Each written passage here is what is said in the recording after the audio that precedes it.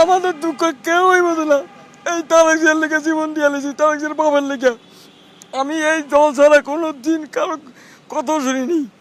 আজকে আমাদের এই দুই দশা। আর করা কিছু নেই, করা কিছু আমার আল্লাহ জানে। এছাড়া আমার আর কিছু কপালে নেই।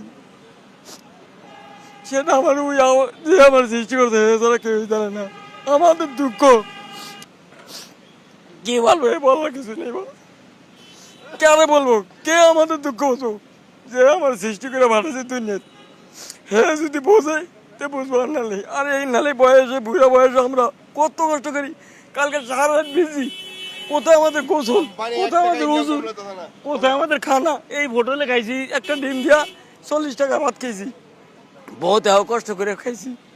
আমাদের দুঃখ কেউই বোঝে না, কেউ যত মানুষই আইলো শুধু সাথে সাথে বোঝে। আমিও আমার সার্থক যেরকম বুঝি এরকম সবাই সার্থক বোঝে।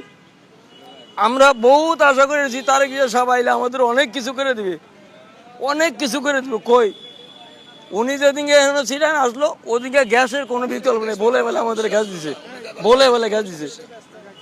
আর আজকে এই যে এত কষ্ট করি কোনো তাদের কোনো ভূমিকাই নেই। কারে বলবো আমরা, কার পিছু হাঁটবো? আমার বলার কিছু নেই। আমার বলার ওই মালিক যদি আমাদের ফসলা করতে করবা, নাহলে করার কিছু নেই। বাজে কারে কি কইতাম? আমাদের লোকে সবাই ভালো, সবাই আমাদের শুধু ভালোই চায়।